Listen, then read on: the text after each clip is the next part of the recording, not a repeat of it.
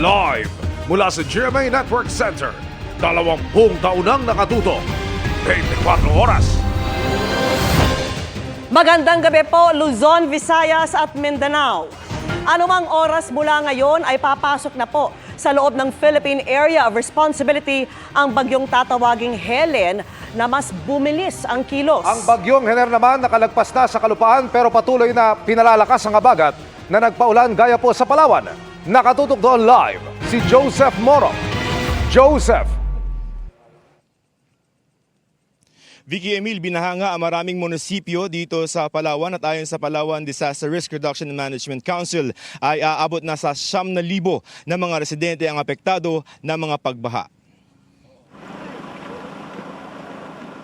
Hindi ito ilog kundi mga palayan na binaha dahil sa tuloy-tuloy na pag-ulan dala ng habagat na pinalala ng bagyong Hener. Ang ilang mga residente nagbabangka na para makabalik sa kanilang mga bahay. Iniahon na rin sa kalsada ang mga alagang hayop. Ang ilang bahay aabot na sa bubong ang baha. Para malaman natin kung gaano kataas yung tubig na bumaha dito sa maraming palayan dito sa Roxas sa Palawan, tingnan natin si Kuya nandun sa may palayan na yan na nagmumuka ng ilog at yung tubig ay nasa abot dibdib na niya. Marami dito sa mga palayan dito, ang sabi sa atin ay yung mga palay sana ay aanihin na. Ito lahat, ito pa, na, nakabunga na yan, nakabunga na. Simula to, Bernis. Bernis pa. Tapos kagabi lang naglalim talaga ng malalim. Hindi po kayo maglilikas. Na pa kami, nakalikas na kami. Nagbalik lang ako sa bahay ko. Kasi Tingin yung nuhupa. tagal pa yan, makaabutin pa yan ng mga Bernis, Sabado pa siguro yan. Kasi umulan pa sir Ulan pa. Tuloy-tuloy kasi yung ulan. Kuha naman ito ng Municipal Disaster Risk Reduction Office ng El Nido noong September 15 at kitang-kita ang lakas ng alon sa dagat. Nirescue ang ilang mga residente ng Barangay Bebeladan na isang isolated na lugar. Sa Barangay Abongan sa Taytay, Palawan, mistulang ilog rin ang palayan na ito simula pa kahapon. Lubog na mga pananim dahil sa umapaw na namang ilog. About to be harvested pati sana, mga ilang weeks na lang na damage pa kasi walang masising. Sa tourist town na San Vicente, lubog din sa baha ang mga barangay dito dahil sa walang tigil na pag-ulan. Lampas 500 pamilya o 2,000 mga individual ang apektado na inilikas na sa mga evacuation center at paaralan. May naitalaring landslide kahapon sa Sito Makatumbalin, Barangay Poblasyon. Agad namang nagsagawa ang MDRRMO ng clearing operation. Kaninang umaga nagka-landslide din sa Barangay Kemdeng sa San Vicente pa rin, kaya hindi madaanan ang mga kalsada doon. Sa Puerto Princesa City, Palawan naman, lubog sa baha ang maraming bahay sa Barangay Siksikan. Lampas 80 na pamilya ang apektado na nasa evacuation center na. Baha ang ilang kalsada tulad ng National Highway sa Barangay San Jose. Sa tala ng Palawan Risk Reduction and Management Council, lampas 2,000 mga pamilya o abot sa 9,000 katao ang apektado ng baha mula sa 11 munisipyo dito. Pinakamarami sa Coron na may lampas 500 pamilya o lampas 2,000 katao ang pinaha. Barado na sa lalim. Emil, sa mga oras na ito ay sa awa ng Diyos ay panakanakang pag-ulan lamang ang ating nararanasan dito sa Roxas City maging doon sa Puerto Princesa sa Palawan, Emil. Maraming salamat, Joseph Moro. Perwisyo rin ang ulang dulot ng bagyong Hener sa Pangasinan. Pinalala pa yan ng high tide kaya may mga binaha. At mula sa Dagupan City, nakatutok live si Jasmine Gabriel Galban ng GMA Regional TV. Jasmine. Vicky, tuloy-tuloy pa rin ang monitoring ng CDRRMO sa mga barangay na apektado ng baha bunsod ng high tide dito sa lungsod ng Dagupan. Simula pa kahapon, nakataas na ang no sailing, no swimming at no fishing policy sa Dagupan City, Pangasinan. Kaya ang mga mangingisda gaya ni Mang Julius mula sa Barangay Bunuan Gasset, tigil muna sa trabaho. Kasi sa gilid lang naman yung may galaw-galaw ma'am, pero sa bandang malayo-layo medyo kalmado naman po. Nandiyan as of meeting natin with the Philippine Coast Guard, nakantabay din ang Philippine Coast Guard para i-monitor din itong pan natin. Bukod sa ulan, sumabay pa ang high tide kaya binaha ang Burgos Street, Rizal Street at A.B. Fernandez Avenue. Pinasok din ng baha ang ilang kabahayan sa lungsod. Sa Poblasyon Weste, 300 kabahayan ang apektado ng high tide na nagsimula pa raw kagabi. Upon checking ng aming mga barangay health workers at mga volunteers, pinag-stay po namin sila sa kanilang mga bahay muna dahil nga po iniiwasan din po natin ang mga possible waterborne illnesses or diseases. Hirap. Ang hirap ng ganitong sitwasyon. Lampas tuhod ang baha sa loob ng bahay ni Medina. Lahat ng kanilang gamit nasa ikalawang palapag na ng bahay. Ay, mahirap. Kasi lahat itataas po. Tapos hindi kayo makagalaw yan masyado. Ang ilang may-ari ng establishmento naghanda ng sandbag sakaling tumaas pang baha. Ayon sa CDRRMO, 2 araw nang umaabot sa 1.2 meter ang tide level sa lungsod. Ang pinaka-concern natin for this week will be yung high tide natin. So possible din, it's because meron tayong gale warning din. 2 hours, bababa, just like kahapon din. Panawagan ng CDRRMO sa publiko, kung lulusong sa baha, magsuot ng bota upang makaiwas sa leptospirosis.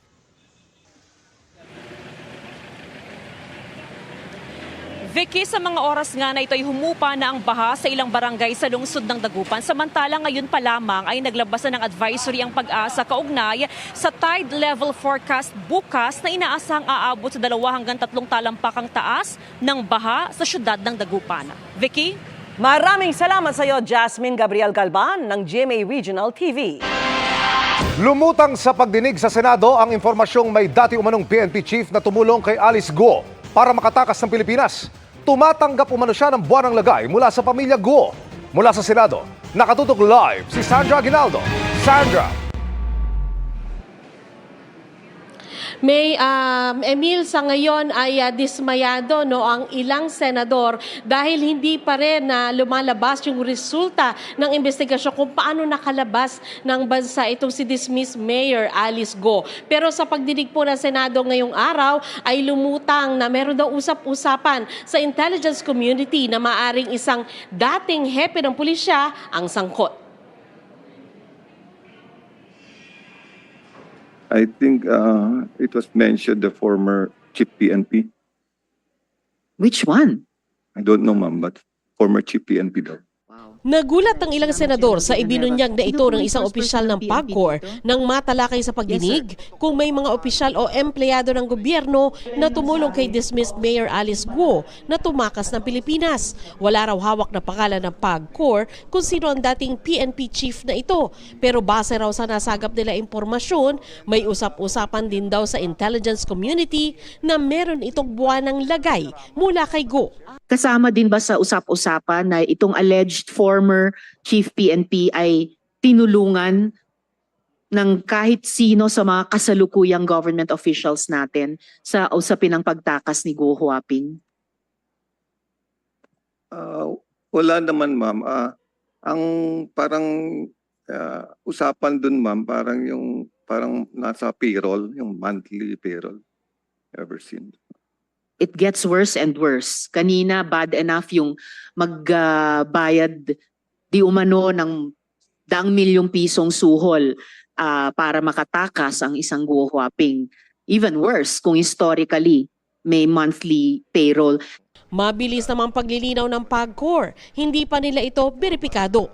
Sabi naman ng kinatawan ng PNP na nasa pagdinig, wala silang nakukuhang ganitong intelligence report pero patuloy naman daw ang kanilang investigasyon kung meron niyang mga pulis na sangkot.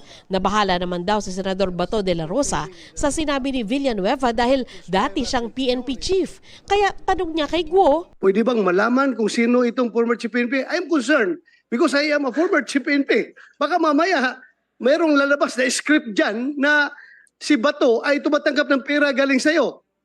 Wala pong ganun pong nangyayari. Sigurado ka?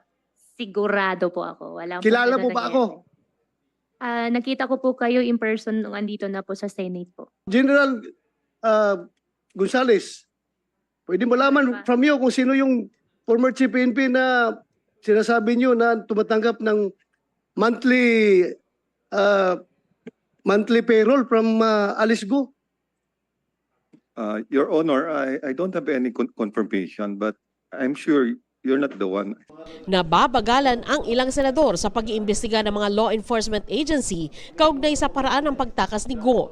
Tinanong din kung totoo bang merong mataas na opisyal ng Bureau of Immigration na tumanggap umano ng 200 million pesos para makatakas si Guo. sa amount po na 200 million, na nakakuha po tayo ng intelligence information with regard to the amount, pero with regard to dun sa tumanggap po ng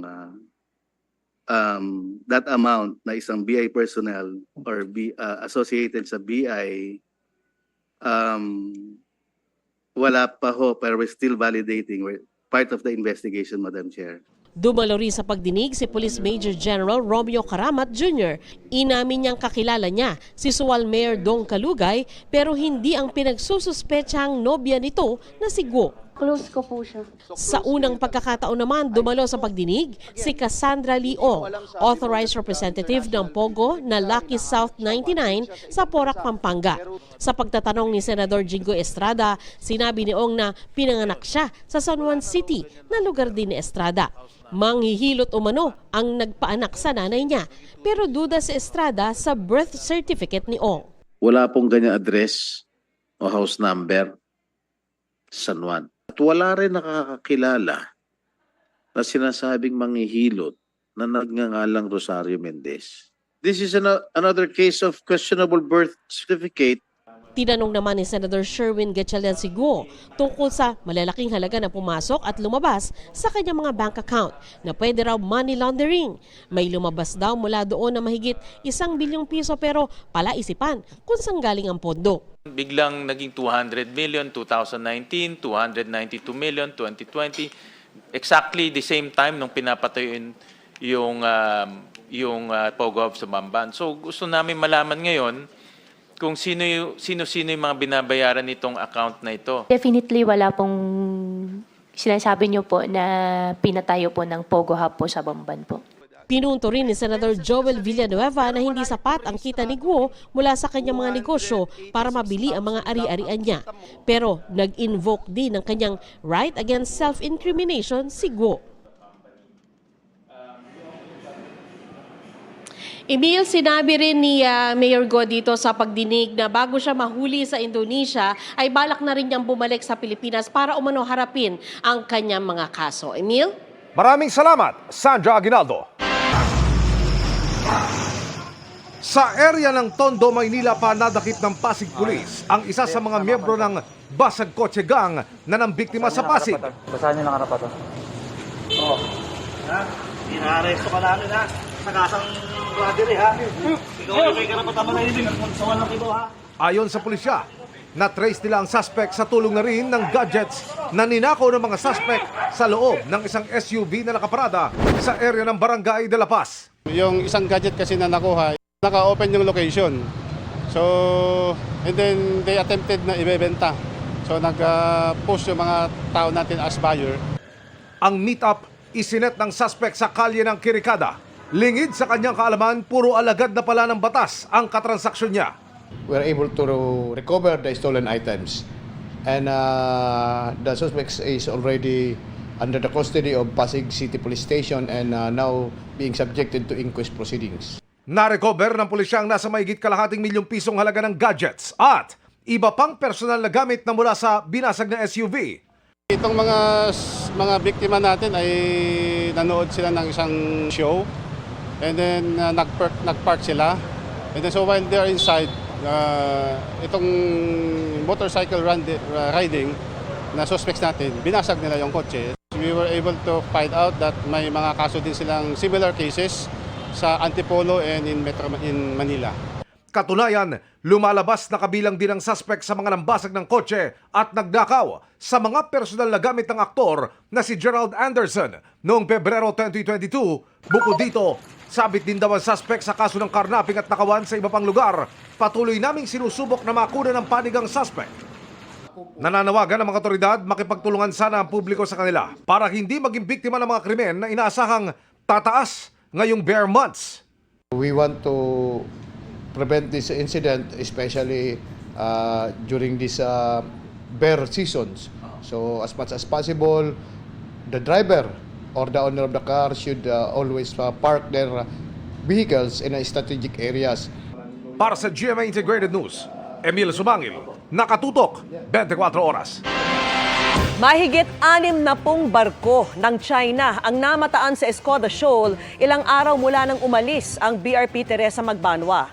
Delikado ayon sa isang security analyst dahil sa lapit nito sa Palawan. Nakatutok si Chino Gaston.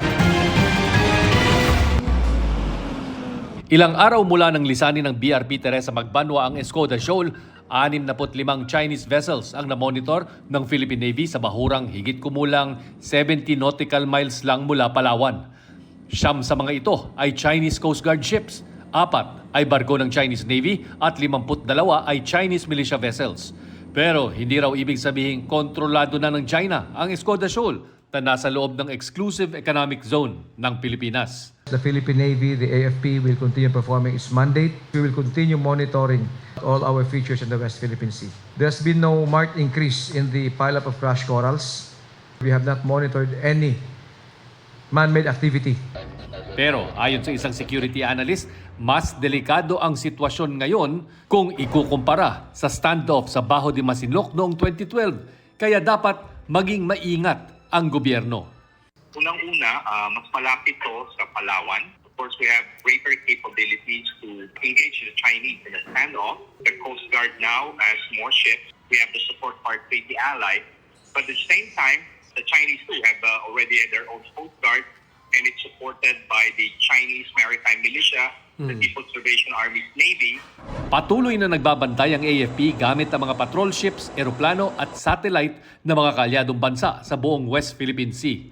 We assure the Filipino people that the entire leadership of the AFP is doing its best to protect and secure all our features in the exclusive economic zone, most especially in the West Philippine Sea. Sa isang social media post ng security analyst na si Ray Powell, 11 Chinese militia ships at 2 Chinese Coast Guard vessels ang nasa Escoda ayon sa Automatic Identification System o AIS. Ayon kay Powell, hindi nakikita dito ang iba pang barkong posibleng nagpatay ng AIS. Ang napakaraming barko ng China sa Escoda makakaharap ng barko ng PCG na pamalit sa BRP Teresa Magbanwa at ipinadala roon kahapon ayon sa National Maritime Council. Para sa GMA Integrated News, Chino Gaston nakatutok, 24 oras. Inusisa ng mga senador ang ugnayan ni Alice Guo at Sual Mayor Liseldo Calugay dahil sa posible umanong sabwatan nila sa krimen. Kabilang sa mga inungkat ang resibo umano ng construction materials para sa pig farm ng pamilya Guo na nakapangalan kay Calugay. Nakatutok si Mav Gonzalez. Yung D Aqua Farm, Dong. Lixel, Alice, LIC, and Liseldo. Dongo, Dong, and Go. Tinalo nyo pa si Dong yan, ha? Kabilang ang mga negosyong ito sa inusisa kay Sual Pangasinan Mayor Liseldo Calugay na ang tawag tila hango sa pangalan nila ni Alice Guo. Bago nito ay itinanggi ng alkalde na may relasyon sila ni Guo. May mga larawan silang magkasama na ipinakita sa Senado kanina. Kabilang ang sa Victory Caravan at kung saan suot ni Calugay ang campaign shirt ni Guo at may couple shirts pa. Mayor, ayon po kay Guo Huaping, magkakaibigan lang daw po kayo. Ganyan din po ba ninyo ika-characterize yung relationship nyo? Opo, Madam Chair, kaibigan lang po. Kaibigan lang? Opo, Your Honor. Hindi kaibigan? Kaibigan lang po, Your Honor. Sa kabila ng pagtanggi, inamin ni Calugay na minsan siyang nagbigay ng bulaklak kay Guo. February 14 mo pa binigay, ha? Wala po, Your Honor. Yan po, nagdala po ako ng imbitasyon po doon po sa Kasalang Bayan. At siyempre po, Your Honor, Mayor din po yung pagbibigyan ko, kaya po binigyan ko rin po ng maayos po na bulaklak. Marami po akong binibigyan ng bulaklak, Your Honor, po tuwing February 14. Wala po akong pakialam kung meron man kayong romantic relationship. We are interested in the possibility of your criminal relationship. Kwento ni Calugay, nagkakilala sila ni Go noong 2016 nung naghahanap siya ng supplier ng baboy pero wala raw silang negosyo o bank account na magkasama. Kaya inungkat ng Senado ang mga resibo umano ng construction materials para sa pig farm ng pamilya Go na nakapangalan kay Calugay. Ang kwento po niyan, tumawag po si Mayor Alice kung saan po makakabili po ng murang mga construction supply kasi po ang Ang family business po namin construction supply. Iklaro ko po itong resibo po, Your Honor. Nilagay po, kinero po sa akin ito dahil hindi naman po nila kilala po si Mayor Alice Go. Hindi po totoo na by December na limutan na nila si Guo Huaping kaya kailangan sa pangalan nyo ibigay ang resibo. Madam Chair, wala po kaming kahit na isa po na business partner po. You are under oath. If you keep on lying before this committee, I might force to cite you in contempt. Sinungaling na nga itong girlfriend mo. Sinungaling ka pa rin. May impormasyon din umanong nakarating kay Hontiveros na sa isang property umano ni Kalugay nagtago si Go bago umalis ng Pilipinas. Walang tugon dito si Kalugay. Kaugnay naman ang pagpapanotaryo ni Go ng counter-affidavit kahit wala sa Pilipinas noon, nauugnay ngayon ang sekretary niyang si Kath Salazar. Tinawagan umano siya ni Go para magpahanap ng notaryo at may ipinakuhang dokumento sa bahay niya sa Bamban, Tarlac. Kanino mo kinuha yung dokumento? Nasa drawer po niya, Your Honor, sa room po niya. Ang sabi po niya, i-attach ko daw po sa last page nung affidavit po niya. Alam nyo ba noong araw na yon na wala na sa Pilipinas si Guo Huaping? Hindi po, Your Honor. Ikaw, Miss G, alam nyo ba na wala na dito si Mayor Alice sa Pilipinas nung araw na yon? Hindi po, Your Honor. Wala rin po ako sa posisyon para tanungin kung nasan po siya. Pero nung mga araw na iyon, alam nyo ba na naghahanda na siyang umalis? Bago nung mga araw na Hindi yon? po, Your Honor. Sa sinumpaang salaysay ni Kadante, ang taong kumontak sa notaryo, personal umanong dinala ng isa pang sekretary ni Go ang dokumento. Nang pinabalik niya dahil walang pirma, pumunta lang umano ang sekretary sa van. Isang kahawig umano ni Go ang nagbaba ng bintana at kumaway. Pagbalik ng sekretary mula sa van, may pirma na ang dokumento. Ikaw ba yung pumirma sa affidavit? Kasi alam namin wala na si Guo Huaping sa Pilipinas noon. Hindi po, Your Honor. Sabi ni Go kanina, pinirmahan niya na ang signature page ng affidavit noong unang linggo ng Hulyo. Yung last page po ng document po, na-sign ko po. Na-sign mo saan? Na-sign ko po bago po ako umalis.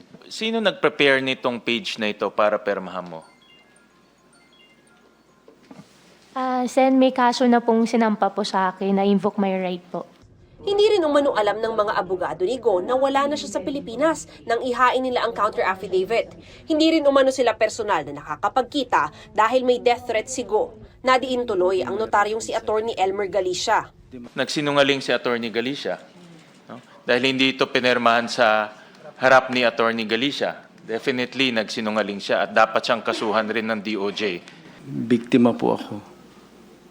I am invoking my right against self-incrimination po.